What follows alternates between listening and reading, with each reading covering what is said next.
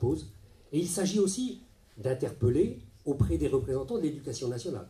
Quelle place l'éducation nationale dans ces dispositifs-là? Pas uniquement les enseignants, pas uniquement les enseignants. Les enseignants ont leur place dans le dispositif éducatif.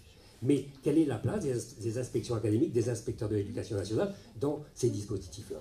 Et je suis persuadé que notre système éducatif est de ce point de vue-là au bord de grandes difficultés.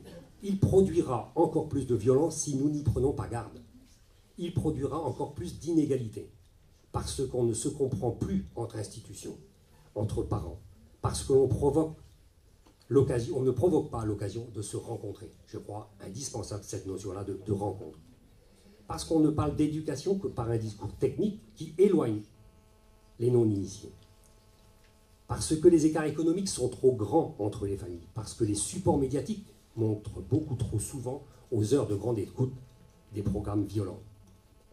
Cependant, la pression est de plus en plus forte pour renvoyer la responsabilité de tout échec ou de toute difficulté sur l'individu et ou sa famille, afin de dédouaner celle du système et de sortir de toute logique de mission de service public au profit d'une consommation individuelle de prestations éducatives.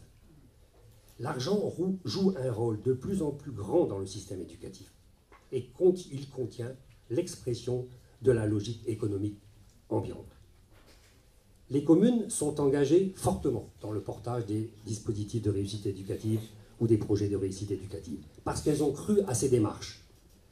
L'idée, c'est d'avancer vers plus de cohérence avec les politiques plus globales de développement urbain.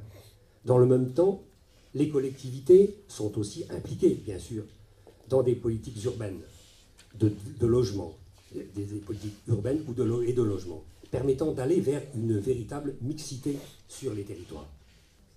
Force est de constater que la volonté politique de pérenniser ces démarches de réussite éducative, de travailler ensemble sur la durée, a été remise en cause. Elle subit en 2011, je suis désolé de le dire pour certains représentants de l'accès ici présents aujourd'hui, mais c'est le cas dans la collectivité auquel je suis élu, dans laquelle je suis élu. Malgré les prolongations qui sont annoncées jusqu'en 2014, il y a des restrictions, des reculs qui sont préoccupants.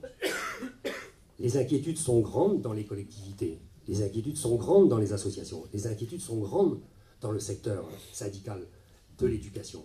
Les inquiétudes sont grandes chez les élus. Et les baisses de moyens globaux sont aussi, bien sûr, préoccupantes.